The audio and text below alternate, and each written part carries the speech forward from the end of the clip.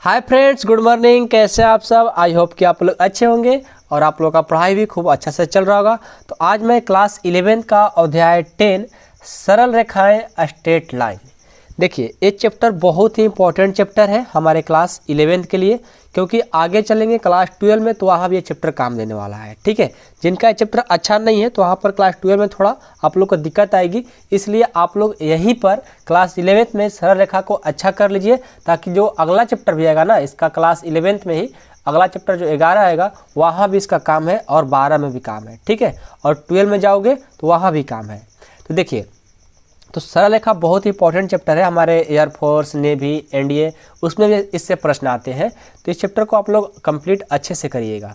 तो कैसे इसको अच्छे करेंगे, देखिए इस वीडियो में हम थ्योरी बताएंगे, पूरा सरल रेखा का जितना भी थ्योरी है सारे हम थ्योरी पहले डिस्कस करें। इसमें जो भी इंपॉर्टेंट फार्मूला है तो सारे फार्मूला जब आप लोग याद कर लेंगे, समझ लेंगे, अच्छे से कंसेप्ट को सीख लेंगे, तो फिर आप लोग को एक्सरसाइज करने में कोई दिक्कत नहीं आएगी। ठीक है, देखिए जैसे हम आगे बढ़ते हैं, जैसे ही तो यहाँ पर आता है, देखिए सरल रेखा में ही पढ़ना है कि Px1 y1 और Qx2 y2 बिंदुओं के बीच की दूरी, मतलब कि P और Q डिस्टेंस है, उनके बीच का दूरी के फार्मूला। तो आप लोग 10th में ही पढ़े फार्मूला।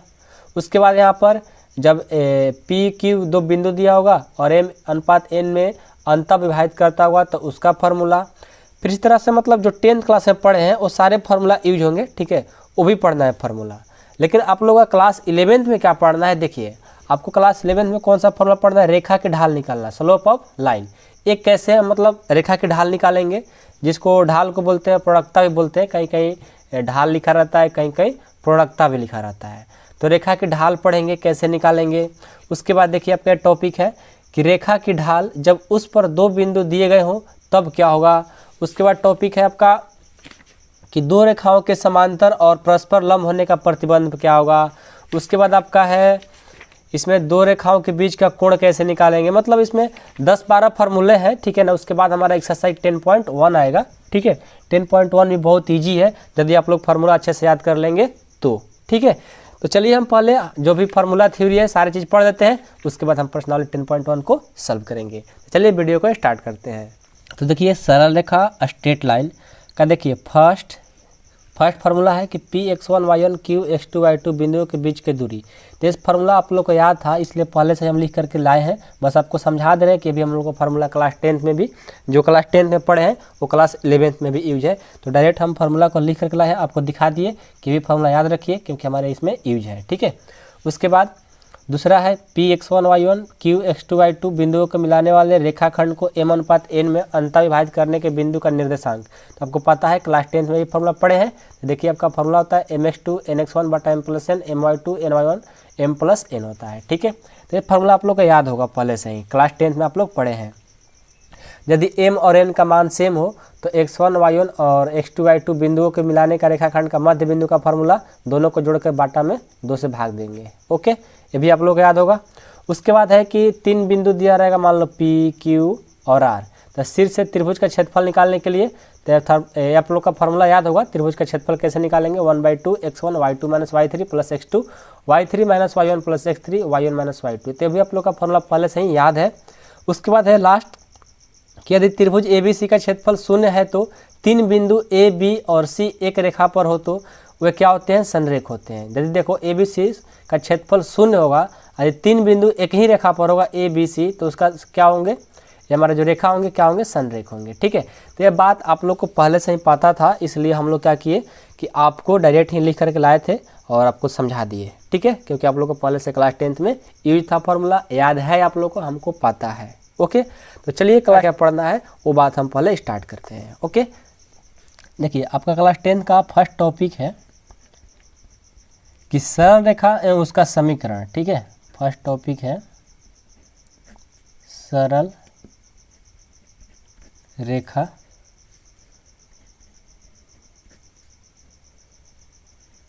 एवं उसका समीकरण।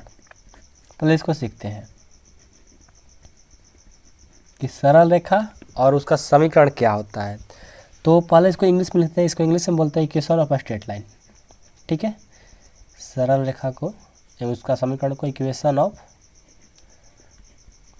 Straight line. देखिए इस टॉपिक को पढ़ना बहुत जरूरी है क्योंकि हमारे क्वेश्चन में यूज है। ठीक है, तो सरल रेखा उनका समीकरण कहता है कि दो दिए गए, ठीक है, दो दिए गए चर मानो x तथा y में निर्मित कोई समीकरण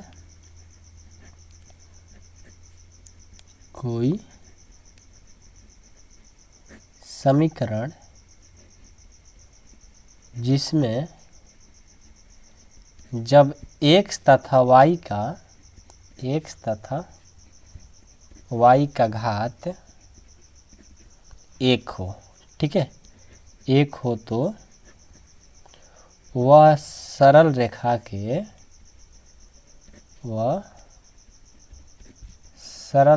के समीकरण को निरूपित करता है।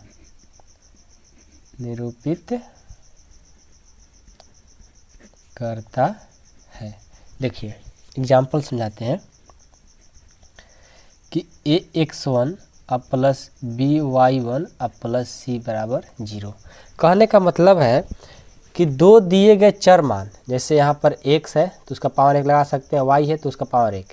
तो कहता है कि दो दिए गए चर मान x तथा y, x और y चर मान है, में निर्मित कोई समीकरण जिसमें जब x तथा y का घात क्या हो, 1 हो, तो वह सरल रेखा क्या बोलेंगे, सरल रेखा का समीकरण को निरूपित करता है। तो ये क्या हमारा हुआ, ये सरल रेखा का समीकरण है। कब, जब उसका घात x और y के घात क्या हो, 1 हो, तो हम क्या बोलेंगे, वो सरल रेखा का समीकरण है। जैसे 2x प्लस 3y प्लस 5 बराबर 0, ये क्या है, ये सरल रेखा का समीकरण है।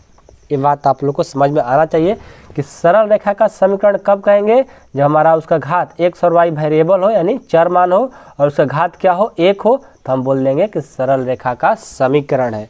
अभी आप लोग को समझ में नहीं आ रहा होगा ये कहाँ पर यूज है, लेकिन आप लोग जितना भी पढ़ा रहे हैं ना, आप लोग पढ़ लो, उसके बाद जब एक्सरसाइज करोगे ना, तो सारे बात अंदर में हर क्वेश्चन में छिपा हुआ रहता है, सारे बात आप लोग को पढ़ने में आएगा और आप लोग को वहाँ पर समझ में आएगा कि हाँ क्यों पढ़ना जरूरी था। ठीक है, चलिए ये बात तो आप लोग पढ़ लिए। अब चलिए पढ़ते हैं रेखा की ढाल। ठीक है, अब आपका दूसरा टॉपिक है रेखा की ढाल, यानी रेखा की ढाल कह लो, या किसी बुक में प्रोणकता लिखा रहता है। ठीक है, जिसको इंग्लिश में क्या बोलते हैं, स्लोप। देखो ढाल का इंग्लिश होता है स्लोप और प्रोणकता का इंग्लिश होता है स्लोप। आपको दो नाम इसलिए दिए हैं, कहीं कहीं कंपटीशन में जब पूछता है ना, 11th में पढ़ना है ढाल और कंपटीशन में एयर फोर्स में पूछता है प्रोणकता, तो दोनों चीज़ एक ही है। आप इस बात को ख्याल रखिएगा, क्योंकि हमारे कंपटीशन में जब एयर फोर्स नेवी के एग्जाम देंगे तो वहाँ पर ढाल नहीं लिखा रहता है, प्रोणकता लिखा रहता है। इस तरह का मतलब प्रश्न आते रहते हैं। ठीक है, इसलिए हमने दोनों चीज़ आपको बता दी है। अब देखिए, तो सबसे पहले सीखेंगे ढाल और प्रोणकता ये है क्या, इसका डिफिनेशन क्या है। तो पहले आपको डिफिनेशन बताते हैं। ठीक है, इसका परिभाषा समझ लीजिए। परिभाषा में इसका फार्मूला छिपा हुआ है। इसका परिभाषा है कि यदि कोई रेखा x अक्ष के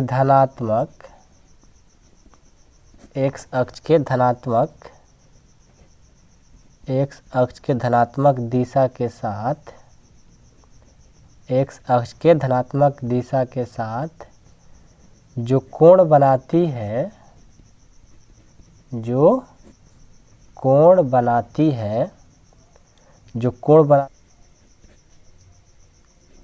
टैन लिखो, जो कोण बनाती है उस टैन को उस रेखा का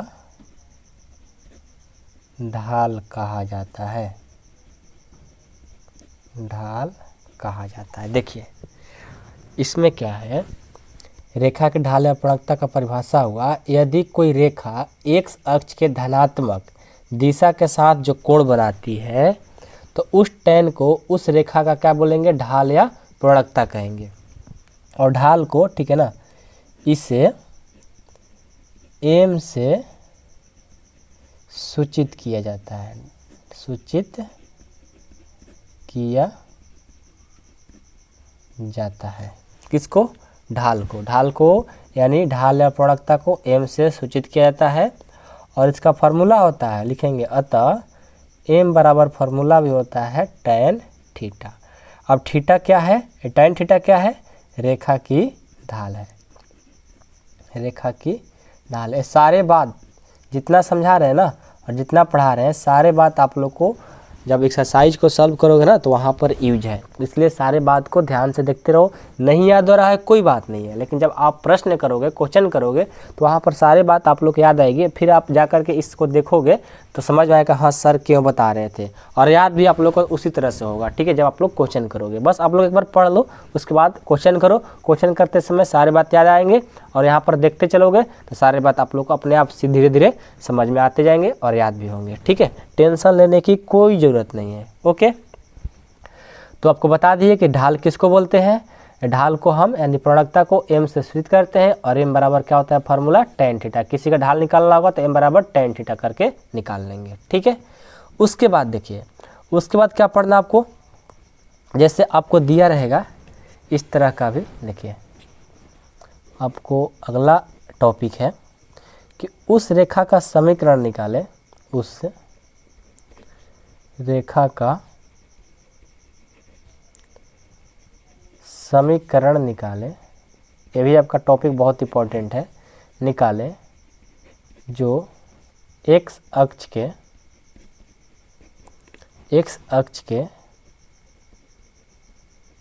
धनात्मक दिशा के साथ कोण बनाती है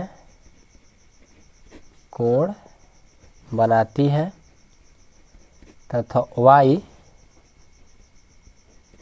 अक्ष पर अंतखंड काटती है। देखिए कह रहा है कि उस रेखा का समीकरण निकाले। आपके इस तरह का क्वेश्चन पूछेगा और ये थ्योरी भी है, ठीक है। उस रेखा का समीकरण निकाले जो x अक्ष के धनात्मक दिशा के साथ कोण बनाती है तथा y अक्ष पर अंतखंड काटती है। जब ये ऐसा पूछेगा प्रश्न तो इसका फार्मूला होता है y बराबर mx प्लस सी। क्या होता है, y बराबर mx प्लस सी। अब देखिए जो यहाँ पर m है लिखेंगे, जहाँ m है, m बराबर क्या होगा, tan थीटा।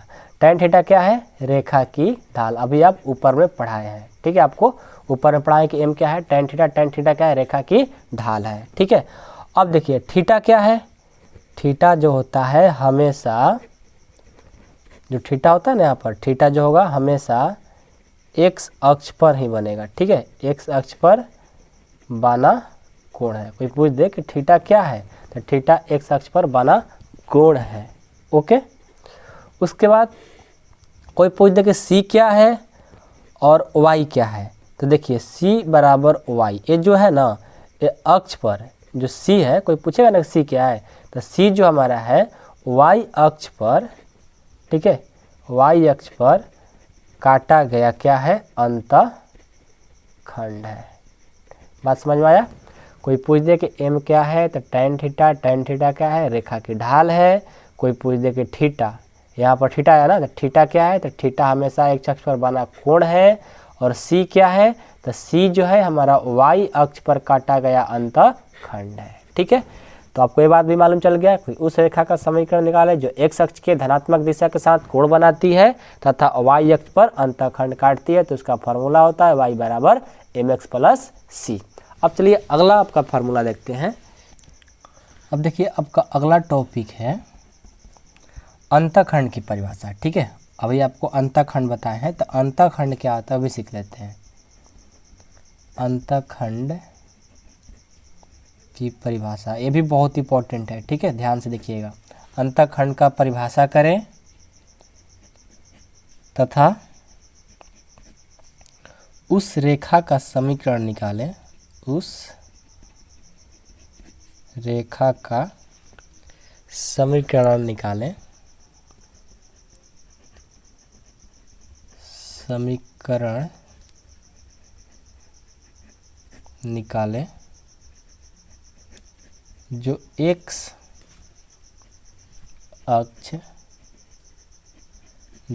अक्ष तथा y अक्ष पर क्रमशः a और b अंतःखंड काटती है। ये देखिए बहुत ही इंपॉर्टेंट फार्मूला है और इस पर क्या आपका प्रश्न बहुत सारे मिलेंगे। ठीक है, देखिए कहता है कि अंतःखंड का पहले तो परिभाषा बताओ क्या होगा, तथा उस रेखा का समीकरण निकाले जो x अक्ष तथा y अक्ष पर क्रमशः a और b अंतःखंड काटती है। तो देखिए इस बात को समझिएगा थोड़ा ध्यान से। ठीक है, आप लोग को बहुत इजी तरीका से बताएंगे। पहले हम एक फिगर बनाते हैं, अंतःखंड के लिए एक फिगर बनाते हैं। फिगर कैसा होगा, देखिए ये हमारा होता है x डैश y और ये होता है y डैश। ठीक है, यहाँ पर मूल बिंदु 0 होता है और देखो यहाँ पर एक लाइन है जिस पॉइंट है, पॉइंट का नाम है A और इस पॉइंट का नाम है B। तो यहाँ से एक लाइन खींचे, देखो A से B को हम लाइन को मिला दिया। ठीक है, अब देखो जो A वाला है x अक्ष पर क्या बोला है A, तो x अक्ष पर जो है A और B अक्ष पर क्या y अक्ष पर क्या बोला है B, तो हो गया B। अब देखो अब यहाँ पर, ठीक है ना, यहाँ पर पहले हम इस बात को समझेंगे जो लिखेंगे। ए बी क्या है, एक रेखा है। ये जो हमारा ए और बी पॉइंट बना इसको मिला दिए थे, क्या बना ए बी एक रेखा है। देखो एक्स अक्ष और वाई अक्ष पर क्रमशः यहाँ से ए ओ हो गया ना, इसको मूल बिंदु मत मानो, मूल बिंदु तुम्हारा 0 0 होता है और इसका नाम दे दो ओ। ठीक है, तो ए हमारा ओ हो गया, ए हो गया, ए बी हो गया। तो ओ से लेकर के ए तक ये क्या है हमारा, ओ ए बराबर क्या है ए है, ओ ए बराबर ए है और ओ से लेकर यहाँ बी तक ओ बी बराबर क्या है बी है। ये क्या है, एक अंतःखंड काट रहा है। तो देखिए आपको अभी लिख करके हम समझाएंगे, आप लोग अच्छे से समझ में आएगा। ठीक है, लिखो तो लिखेंगे यदि रेखा ए बी, रेखा क्या बना ए बी बना, लिखते हुए चलेंगे तो और मज़ा आएगा समझने में। ठीक है, तो यदि रेखा क्या बना ए बी, तो हमारा यहाँ से एक्स अक्ष, कौन अक्ष, एक्स अक्ष तथा वाई अक्ष पर क्रमशः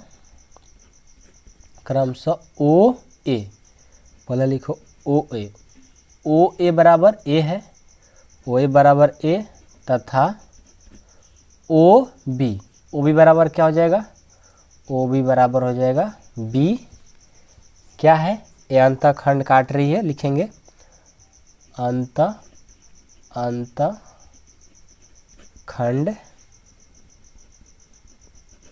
काटती है। ठीक है, अब देखो उसके बाद ओ ए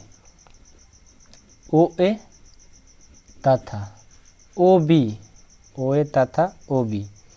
को रेखा क्या कर रही है, ए बी क्या कर रहा है, ए बी ओ ए तथा ओ बी को रेखा ए बी का क्या बोलते हैं, अंतःखंड कहते हैं। देखिए यहाँ पर रेखा ए बी, ठीक है, रेखा ए बी का बात हो रहा है, एक्स अक्ष तथा वाई अक्ष पर क्रमशः ओ ए ओ बी, ठीक है, ये क्या है अंतःखंड काट रही है ना, इस पर इसको एक काट दी और इसको एक काट दी। उसके बाद ओ ए तथा ओ बी को हम क्या बोलेंगे, ओ ए तथा ओ बी को रेखा किस पर, ए बी पर क्या बोलेंगे, इसको अंतःखंड बोलेंगे। तो कौन सा अंतःखंड होगा, हमारा अंतःखंड यहीं ए बी होगा। ठीक है, ए बी क्या है, अंतःखंड है। तो ये बात आप लोग को समझ में आया होगा कि ए बी क्या है, अंतःखंड है। जब इसका ये बात हो गया तो इसका मेन फार्मूला होता है, देखिए कि एक्स बाई ए, ठीक है ना, अंतःखंड का फार्मूला होता है कि x by a plus y by b बराबर 1।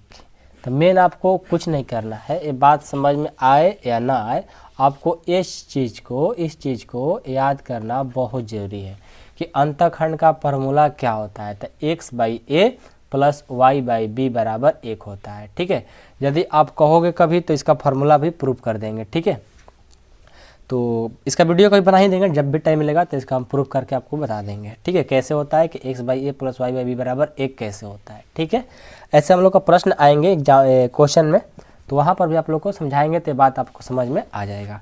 लेकिन आप लोग को एक बात याद रखना है कि अंतःखंड का जब फार्मूला पूछे तो x/a प्लस y/b बराबर 1, ये बात याद होनी चाहिए। ठीक है, उसके बाद देखो, उसके बाद आपका एक और इम्पोर्टेंट टॉपिक यानी फार्मूला है कि पूछेगा कि उस रेखा का, ठीक है, उस रेखा का समीकरण निकालें, उस रेखा का समीकरण निकालें जो एक बिंदु से गुजरती है। मतलब इसको इंग्लिश में लिख दें, चलो लिख देते हैं इसको। Equation of A line which passes one point, मतलब कि उस रेखा का समीकरण निकालना है जो एक बिंदु से गुजर रही है। जैसे हम एक फिगर से आपको सिखा दें कि यहाँ पर एक पॉइंट है और इस पॉइंट का नाम है x1 y1 और इस पॉइंट यहाँ से ये b पॉइंट है। तो बस ए पॉइंट दिया रहेगा, बी पॉइंट नहीं दिया रहेगा। तब आपको बताना है कि उस रेखा का समीकरण निकालें जो एक बिंदु से गुजर रही है, मतलब एक बिंदु से गुजर रही है तो उसका समीकरण कैसे निकालेंगे, ये फॉर्मूला आपसे पूछ रहा है। ठीक है, तो देखिए आपको बता दें कि इसका फार्मूला होता है y माइनस y1 बराबर m into x minus x1। ये इसका फार्मूला होता है किसका, एक बिंदु से होकर जाने वाले समीकरण का। मतलब उस रेखा का समीकरण निकालें जब एक बिंदु से गुजर रही होगी, तो एक बिंदु से कोई पॉइंट गुजरेगा तो ये वाला हम फार्मूला लगा करके और उसको सॉल्व करेंगे। ठीक है, बात समझ में आ रही है नहीं आ रही है, ये पहले बताओ, बात समझ में आ रही है। अब पूछोगे सर एम कैसे आया था, देखो यहाँ से जो है ना ये क्या होता है, ढाल होता है। ये क्या है, बीच वाला ढाल होता है, जिसको इंग्लिश में क्या बोलते हैं, स्लोप, या हिंदी में पूर्णकता भी बोलते हैं। तो ये क्या हमारा हुआ एम, यहाँ से क्या है एम है। तो हमारा एक बिंदु से होकर जाने वाली, मतलब उस रेखा का समीकरण निकालना होगा जब एक बिंदु से गुजर रही होगी। तो y माइनस y1 बराबर एम x माइनस x1, ये फार्मूला होती है। ठीक है, और यहाँ से यदि हम एक बात ख्याल रखना, ठीक है, देखो y माइनस y1 बराबर एम x माइनस x1 है। तो यहाँ से m का जब मान निकालेंगे, ढाल का मान निकालना चाहेंगे तो क्या हो जाएगा, m बराबर हो जाएगा, बराबर में क्या है y माइनस y1, ये गुना कर रहा है ना, इधर आएगा तो भाग कर देगा। तो m बराबर ये भी फार्मूला हो गया, ढाल निकालने का ये भी फार्मूला हो गया। कब, जब हमारा एक बिंदु से गुजर रही होगी तब ढाल निकालने के बाद कहे तो यही वाला फार्मूला निकालेंगे। ठीक है, और एक पहले जो फार्मूला पढ़ा है वो आपका मेन ढाल का फार्मूला है। ओके, अब देखो, अब आपसे कोई पूछ दे, इसी बात को लिखते हैं कि ढाल बराबर क्या आया है, ढाल मतलब m ना, बात एक ही है। ढाल बराबर y माइनस y1 आया है और x माइनस x1 आया है। तो y माइनस y1 क्या है, ये है y का, y नियामक है, y नियामक का क्या है, अंतर है, और x माइनस x1 क्या है, x नियामक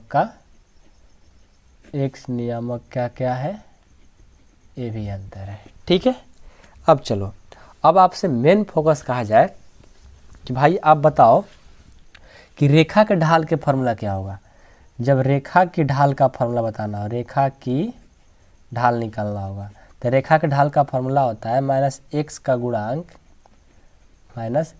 गुणांक बाटा y का गुणांक।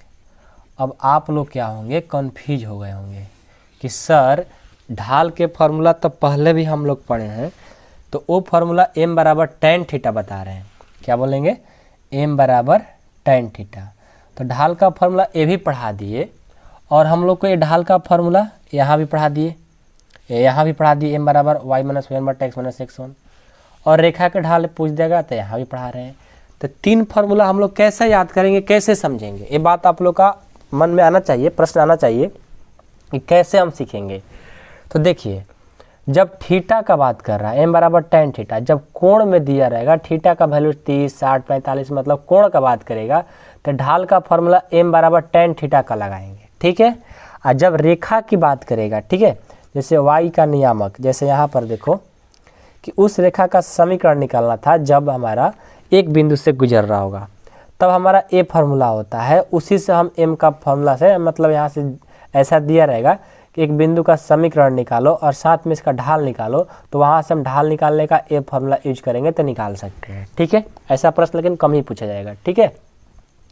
उसके बाद देखो, और जब रेखा कोई दिया रहेगा, मान लो लाइन है, रेखा है और इस रेखा का ढाल निकालना होगा, तो क्या करेंगे, -x का गुणांक बटा y का गुणांक निकाल लेंगे, ढाल निकल जाएगा। तो तीनों प्रश्न अलग अलग होंगे, तो आप लोग का जब प्रश्न का प्रैक्टिस करोगे ना, तो वहाँ पर आप लोग और अच्छे से समझ में आएगा। तो टेंशन लेने की कोई ज़रूरत नहीं है, जो पढ़ा रहे आप सीखते चलो, ठीक है, सारे बात आप लोग को बता देंगे। चलिए अगला टॉपिक देखते हैं। चलिए अगला टॉपिक है कि 2 बिंदुओं से जाने वाली रेखा का समीकरण क्या होगा, ठीक है। 2 बिंदुओं से जाने वाली 2 बिंदु से जाने वाली रेखा का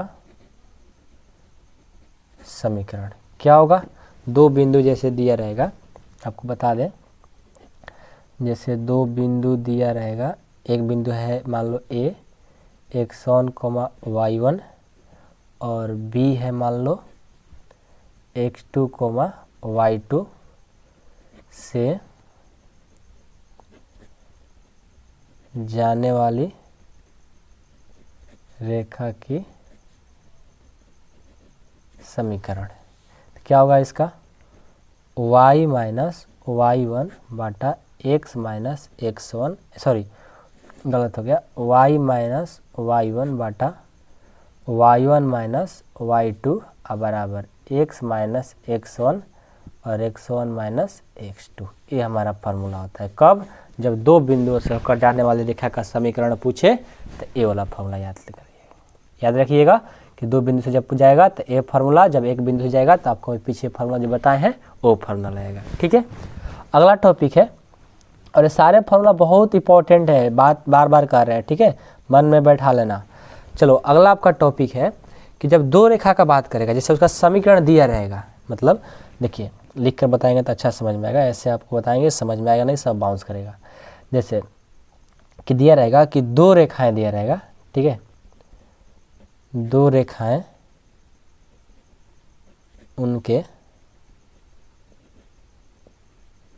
समीकरण y बराबर दिया है, मान लो m1 x1 प्लस c1, ठीक है, एवं एक y बराबर दिया है m2 x2 प्लस c2, मतलब 2 रेखा का समीकरण दिया है, ठीक है। तो यहाँ पर क्या हो जाएगा, y बराबर इतना दिया हो तो उनके बीच का कोण मान लो बताना है, ज्ञात करें। पहले क्वेश्चन को समझिए, किस तरह का क्वेश्चन दिया रहेगा। 2 रेखा का समीकरण दिया रहेगा, ए वाला एक हो गया, ए वाला दूसरा हो गया, तब उनके बीच का कोण पूछेगा तो कैसे बताएंगे। देखिए जब आपको बीच का कोण पूछेगा तो पहले तो समझिए कि m1 और m2 जो है क्या है, पता है ना, लिख लीजिए, नहीं पता है तो जहाँ m1 तथा m2 क्या है, रेखाओं की ढाल है, ये बात पता होनी चाहिए। m1 और m2 क्या है, रेखाओं की ढाल है। अब आपसे पूछ रहा है कि 2 समीकरण दे दिया गया और आपको बीच का कोण पूछ रहा है, तो tan थीटा बराबर फार्मूला होता है plus minus m1 minus m2 बाटा 1 प्लस m1 इंटू m2। ये आपका बीच का कोण निकालने का फार्मूला होता है और ये फार्मूला बहुत ही इंपॉर्टेंट है, ठीक है। अब आपसे कोई पूछ दे कि यहाँ पर जो है, ठीक है, m1 क्या बोले, tan थीटा, ठीक है, जहाँ लिखेंगे, देखिए जहाँ जो m1 है ना, m1 क्या होता है, tan थीटा होता है, तो m1 बराबर लिखेंगे tan थीटा 1 तथा m2 बराबर लिखेंगे tan थीटा 2। ये क्या है? रेखाओं की ढाल है। ठीक है, जब m1 पूछेगा तो tan थीटा 1 हो जाएगा, जब m2 पूछेगा tan थीटा 2 हो जाएगा। लेकिन मेन आपका जब दो रेखा का समीकरण दिया हुआ तो उसके बीच का कोण निकालने के लिए tan थीटा बराबर plus minus m1 minus m2 बटा m1 plus m1 into m2 ये फार्मूला होता है। देखिए ये फार्मूला बहुत ही यूज है हमारे प्रश्न एक्सरसाइज 10.1 में। तो वहाँ पर जब प्रश्न करेंगे ना तो आप लोग को याद भी हो जाएगा और समझ में आएगा कि क्यों फार्मूला पढ़ रहे हैं। ठीक है, चलिए अगला टॉपिक देख लेते हैं। अगला टॉपिक है आपका कि यदि हमारा इस तरह का दिया रहेगा कि यदि इसी का है, ठीक है ना, हमारे कोण के बारे में कि यदि क्रमशः दो रेखाएं दिया रहेगा। ठीक है, यदि क्रमशः दो रेखाएं एक्स अक्ष लिखो, एक्स अक्ष के साथ मान लो थीटा 1 बना रही है और थीटा 2 कोण बनाती है, थीटा 1 और थीटा 2 कोण बनाती है। देखो यदि क्रमशः दो रेखाएं एक्स अक्ष के साथ थीटा 1 थीटा 2 कोण बना रही है तो बीच का कोण क्या होगा ये पूछ रहा है। तो बीच का कोण बताना है, तो बीच का कोण जो होगा ना थीटा बराबर हो जाएगा थीटा 2 माइनस थीटा 1 और इसको मापांक में कर लीजिएगा। यही फार्मूला होता है। क्या बोले कि यदि क्रमशः दो रेखाएं एक अक्ष के साथ थीटा 1 और थीटा 2 कोण बनाएगी तो उनके बीच का कोण थीटा बराबर थीटा 2 में से मतलब इसमें से इसको घटा देंगे, वही हमारा फार्मूला बन जाता है। तो इस तरह का प्रश्न हमारे पूछे नहीं जाएंगे क्वेश्चन। ठीक है, इस टाइप का क्वेश्चन नहीं पूछ जाएंगे, बहुत कम मिलते हैं, लेकिन आपको नॉलेज के लिए बता दिए। यदि हमारे दो रेखाएं एक अक्ष के साथ थीटा 1 थीटा 2 कोण बनाती है तो उनके बीच का कोण निकालने के लिए थीटा बराबर थीटा 2 माइनस थीटा 1 कर देंगे और हमारा आंसर आ जाएगा। ठीक है, अब देखिए अगला टॉपिक देखते हैं आप लोगों का। अगला टॉपिक है कि दो रेखाओं लिखो, दो रेखाओं के लिए समांतर एवं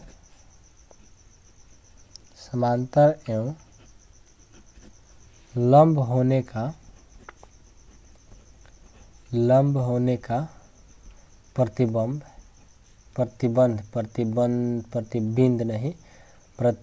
लिखो। ठीक है, प्रतिबंध ज्ञात करें। ठीक है, देखिए दो रेखाएं के लिए समांतर और लंब होने का प्रतिबंध बताना है। तो ये तो और इम्पोर्टेंट है, इस पे का प्रश्न तो बहुत सारे पूछे जाएंगे 10.2 में भी। ठीक है, तो देखिए ध्यान से देखना इसको।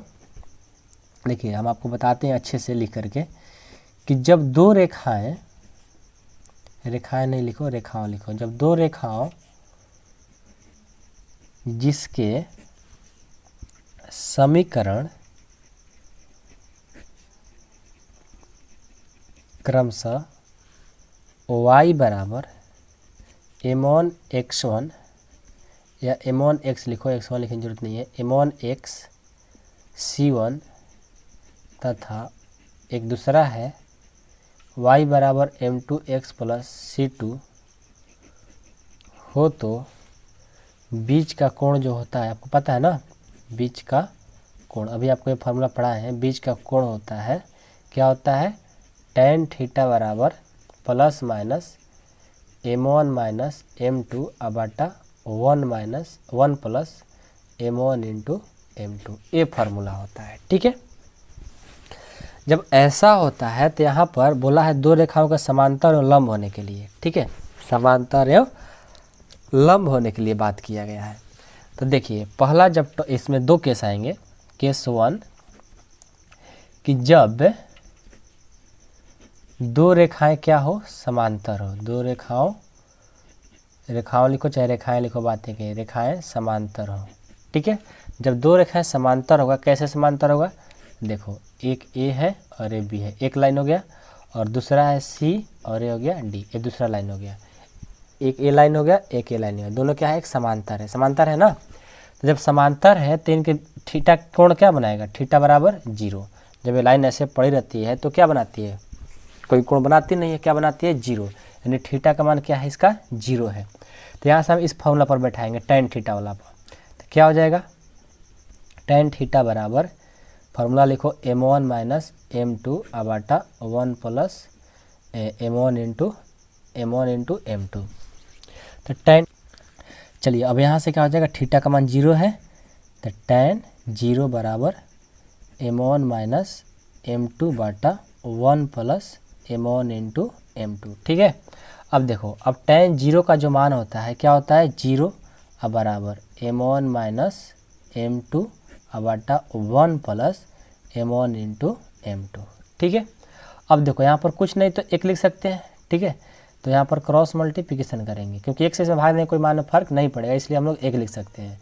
तो इससे और इससे करेंगे तो क्या हो जाएगा 0, और इससे इसे करेंगे तो क्या हो जाएगा 1 से, और m1 माइनस m2 से करेंगे तो m1 माइनस m2 बराबर इसको करेंगे तो हो जाएगा 0। तो यहाँ से हमारा m1 माइनस हो जाएगा तो प्लस, तो देखो हमारा m1 बराबर क्या आ गया m2। ओके, ऐसे लिख सकते हो कि जब दो रेखाएं, लिख देते हैं, जब दो रेखाएं समांतर, समांतर का साइन दे दिए, समांतर हो या एक दूसरे पर स्पर्श, एक दूसरे पर स्पर्श करने का मतलब एक दूसरे पर स्पर्श कर रहा है ना, स्पर्श करे या समरेख, समरेख तो इसी को बोलते हैं, समरेख या क्या बोलते हैं इसको, रैखिक बोलते हैं, या रैखिक हो तो क्या बोलेंगे m1 बराबर m2। तो सबके लिए एक ही फार्मूला है, जब दो रेखा समांतर हो या एक दूसरे पर स्पर्श करे या समरेख हो या रैखिक हो, उसका फार्मूला m1 बराबर m2 होगा। तो ये फार्मूला कब समझ में आएगा, जब हम आप लोग को क्वेश्चन कराएंगे वहाँ पर। तो अभी तो हमने समांतर के लिए सीखा, ठीक है, अभी हमने किसके लिए सीखा, समांतर के लिए सीखा। अभी हम लोग किसके लिए सीखेंगे, लंब के लिए। चलिए हम लंब के लिए केस, ये फर्स्ट था ना, केस फर्स्ट था, अब हम केस सेकंड को भी देख लेते हैं लंब के लिए। तो चलिए आपका एक केस सेकंड होगा। ठीक है, तो केस सेकंड में क्या बोला था, जब दो एक दूसरे पर क्या हो, लंब हो। लंब का साइन नहीं होता है ना, कोई रेखा है उसी पर लाइन डाल देंगे तो क्या बोलता है लंब।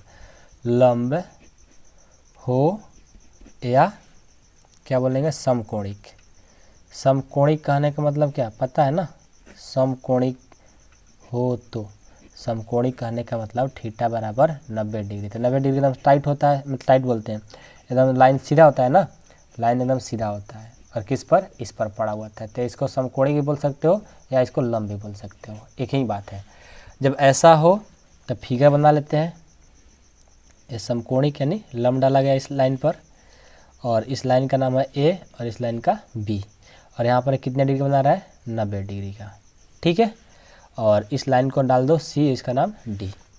तो चलो अब हम क्या करेंगे, समीकरण फर्स्ट से चलेंगे जो हम लोग पीछे पढ़े थे। क्या पढ़े थे कि टेन थीटा बराबर m1 माइनस m2 बटा 1 plus m1 into m2। Ten का टेन, थीटा का मान 90 है तो 90 रख दो, m1 माइनस m2 बटा 1 प्लस m1 इंटू m2।